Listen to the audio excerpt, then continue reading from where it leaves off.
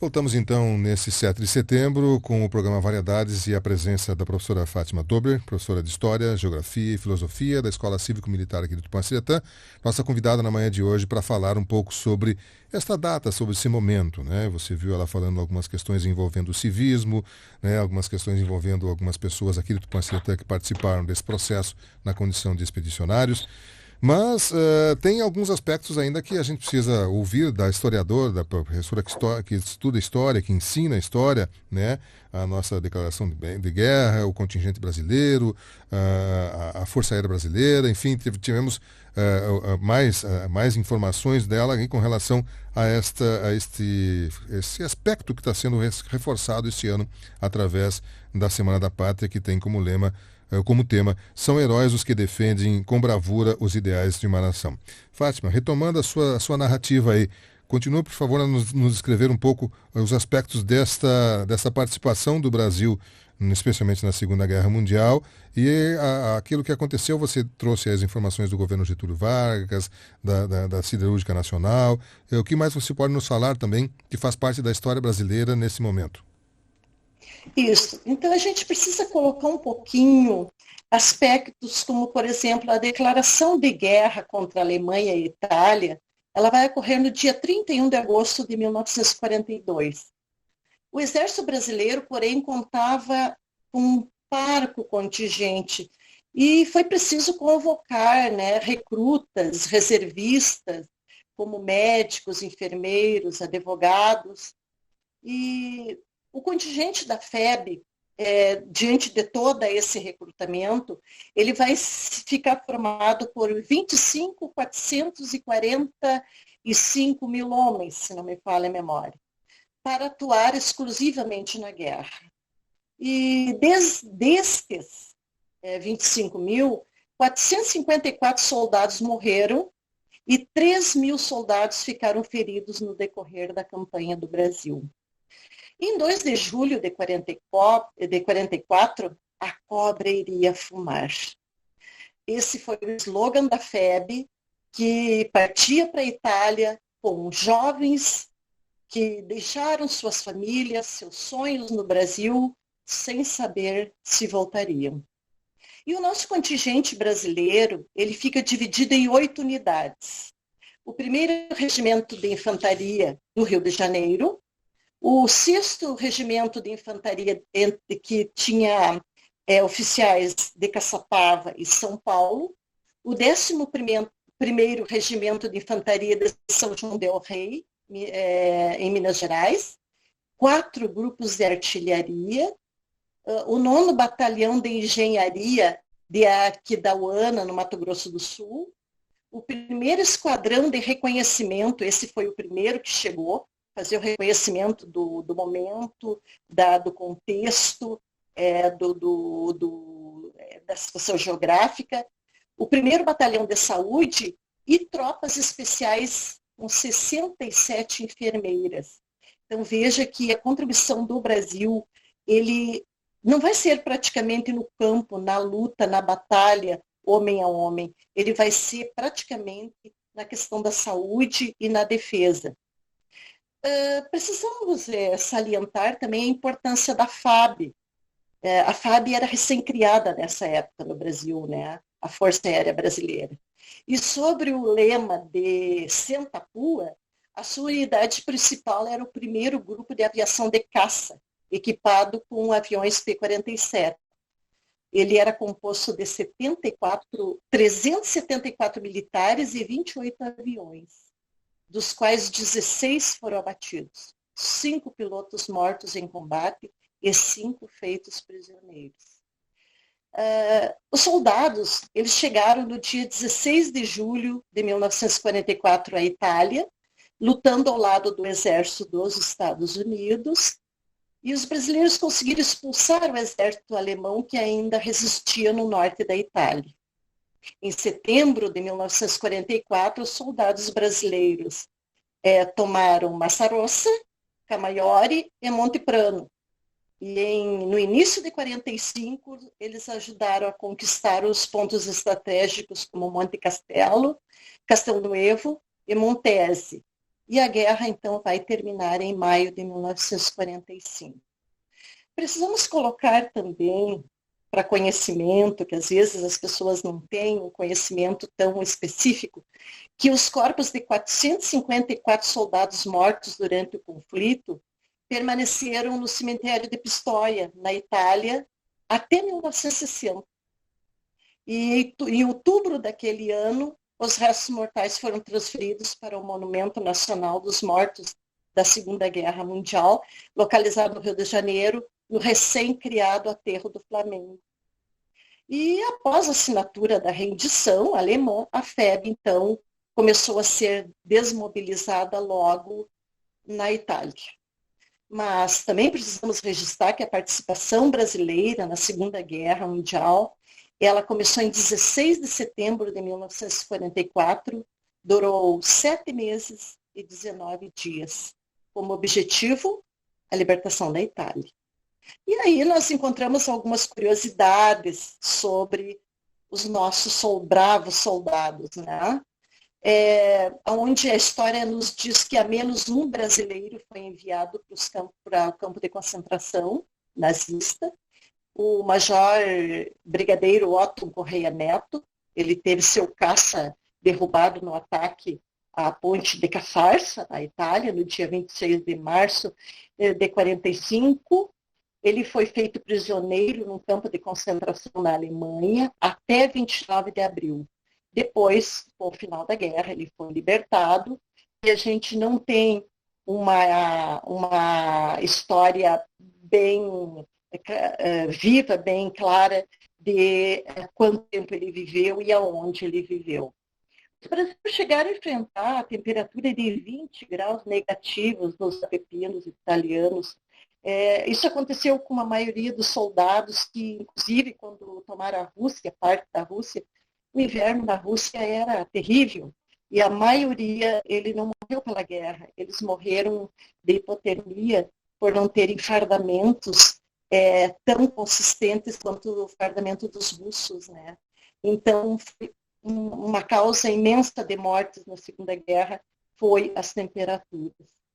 Temos também um outro dado do capitão aviador, o Alberto Martins Torres. Ele é considerado o maior piloto da história da aviação brasileira. Ele participou de 100 missões de guerra na Itália e de 76 missões de patrulhamento na costa brasileira. Em reconhecimento ao trabalho realizado pelos brasileiros, então, outra característica, né, são as várias cidades italianas batizadas, que batizaram ruas e praças com o nome de Brasil. E na cidade de Pistoia ainda se conserva um monumento aos pracinhas caídos em combate. E isso nos reporta o nome do Brasil lá fora, né, como uma grande contribuição nesse conflito. Eu penso assim que hoje, inspirado em nossos bravos pracinhas, nós podemos reportar a cada brasileiro como verdadeiro herói na defesa de seus valores, de seu emprego, de seu sustento, de sua família, e como verdadeiros patriotas na colaboração para o engrandecimento da nossa nação, a preservação da nossa cultura, dos nossos valores éticos, morais e sociais.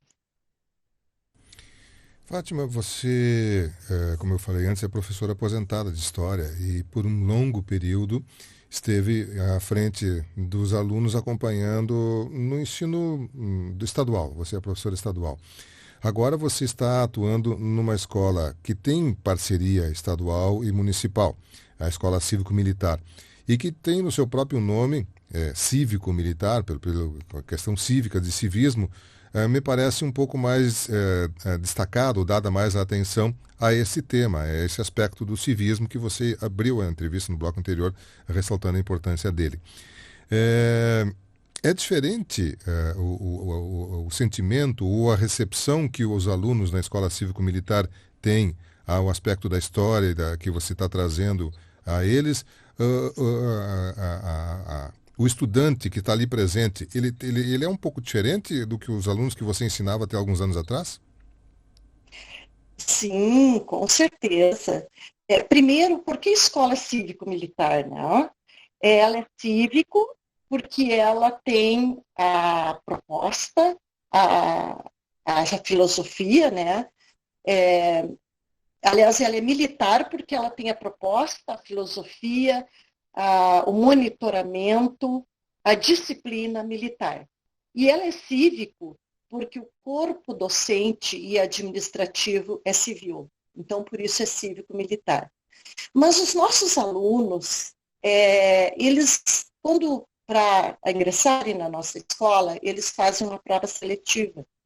E quando eles se propõem, ou as famílias se propõem a esse novo contexto, eles já vão sabendo da filosofia da escola, né, que é o respeito aos nossos símbolos, aos nossos valores.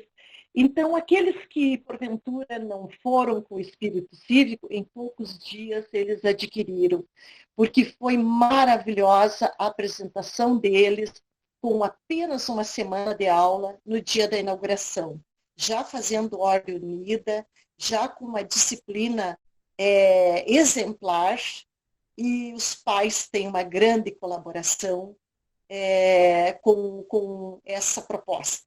Né? E eu sempre disse, eu adoro a todos os meus alunos, eu sou apaixonada pela sala de aula e tenho adoração pelos meus alunos que foram meus alunos durante esses anos de Estado e me aposentei já por tempo de serviço, de contribuição e tudo. E fiquei muito honrada quando eu fui convidada para dar aula na Escola Cívico-Militar, porque eu sempre dizia que a esperança de lideranças fortes, de uma disciplina consistente, ele está nas escolas militares, nas escolas cívicas militares. Porque, assim, o que a gente pode dizer? No Estado, depende do professor. Eu sempre trabalhei muito a questão do civismo aliado à questão histórica. Mas a gente não tem uma proposta, né, no nosso currículo do Estado que nos dê consistência para a gente trabalhar. A gente trabalha de livre e espontânea vontade. Na escola cívica, não. A gente tem uma consistência no currículo e os alunos estão recebendo, assim, maravilhosamente bem. Com certeza, eles vão ser cidadãos diferenciados no sentido de civismo, né? E isso é o que nos move e é o que nos dá esperança de um mundo melhor e de um futuro mais brilhante para os nossos jovens. Fátima, nós estamos vivendo também, a exemplo do ano passado, né, um momento que o mundo está diferente. Nós estamos aí com a pandemia, que fez com que esses eventos de grande aglomeração de público, né, eventos comemorativos, tivessem, o ano passado, impedidos totalmente. Né? Este ano nós não teremos o desfile aqui em Tupã-Siretã em virtude desse cuidado, especialmente com o público, né, que normalmente nas calçadas ou na Praça Coronel Lima se aglomera em milhares de pessoas. Então está sendo esse cuidado, não teremos o desfile. Mas, por outro lado, nós estamos vivenciando este ano uma mobilização de parcela da sociedade, especialmente ligada à política, utilizando a data do 7 de setembro para resgatar essa questão cívica e debater também os temas nacionais. Algumas pessoas, inclusive, discordando da posição de poderes da República, como o Tribunal de Justiça, o Superior Tribunal de Justiça, outros defendendo candidaturas, enfim. Me parece que o brasileiro ficou um pouco amortecido nessa questão de expor a sua posição e defendê-la, e agora a gente tem um certo receio de que isso seja feito de uma maneira até descontrolada, ou errônea, ou exagerada. Mas me parece que os países mais intensos na questão da nação, do civismo, né, do valor à pátria, eles utilizam esses momentos para externar isso, a sua posição, claro, respeitando a posição contrária, a posição adversa. Na condição de historiadora, você que estuda a nossa história, há uma mudança no comportamento do brasileiro nos últimos anos nesse sentido ou não? Acredito que sim. O que a gente está percebendo, e é visível, é a exposição e o respeito aos nossos símbolos. ele está aflorando no nosso brasileiro. E isso nós deveríamos de ter tido sempre. Acredito que ficou um tempo esquecido, ou quem sabe até, não posso dizer desvalorizado, mas hoje a gente está vendo uma valorização bastante grande da nossa bandeira, do nosso hino.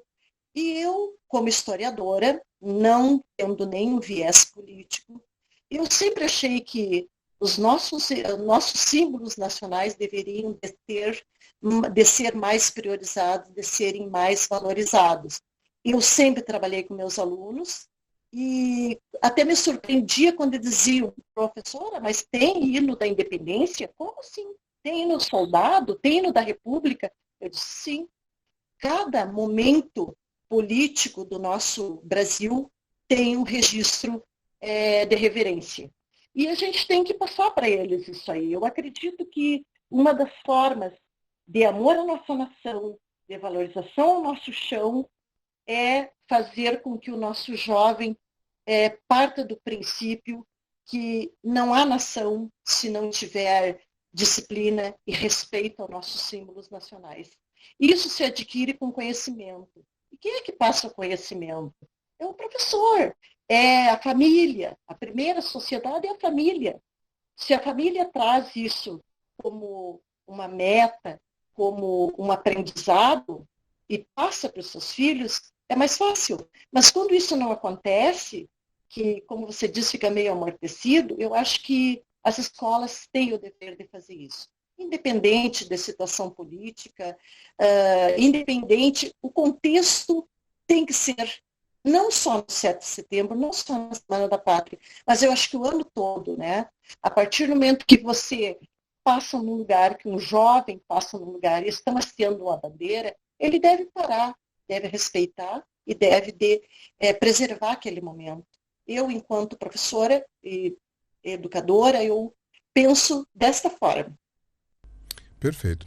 Fátima, quero novamente agradecer a sua gentileza de, num feriado, estar aqui disponível para a gente conversar um pouco sobre essa data, esse momento que estamos vivenciando. E é claro que deixar o nosso microfone à disposição da professora, que nesse momento fala na condição de professor de História, Geografia e Filosofia da Escola Cívico-Militar. A senhora também foi indicada pela municipalidade para representar a Secretaria de Educação através da secretária Rosângela Doné, que indicou o seu nome, mas também a pessoa, a cidadã, a mãe, a mulher do nosso meio, que não tem como a gente desligar uma figura da outra, você está em conjunto com elas também, com toda certeza. Por isso, deixo o microfone à sua disposição para algo mais que você queira na condição de professora, de mestra, de historiadora, de mãe, de mulher, de cidadã, trazer mais algum detalhe aos nossos ouvintes nessa manhã, por favor, fique à vontade. O meu agradecimento, Miguelzinho, a você ser tão gentil e com temas tão relevantes, né, em todas as datas. Um agradecimento muito especial à Secretaria de Educação, à nossa secretária, Rosângela Doné, a todas as pessoas que confiaram no meu nome. E o pouquinho que a gente sabe, eu acho que a gente deve levar, sim. Mas quem leva, quem proporciona isso é o meio de comunicação. E é um meio de comunicação que a gente tem que valorizar a cada dia, porque sem ele a gente não passaria a nossa mensagem. Então, eu só tenho a agradecer de coração e me colocar à disposição. Quando precisarem de um pouquinho de conhecimento, a gente vai aprendendo junto, como eu digo com meus alunos. Eu estou aqui para aprender com vocês, deixar um pouco de mim e levar o muito de cada um. Muito obrigado, Miguelzinho, muito obrigado aos nossos ouvintes e muito obrigada à municipalidade pela confiança. Fátima Dober, nossa convidada na manhã de hoje, nos trazendo um pouco mais de informações a você com relação a esse momento, essa data que estamos passando. Eu vou fazer um intervalo comercial, mas a gente já retorna com a edição do seu programa Variedades Tupã.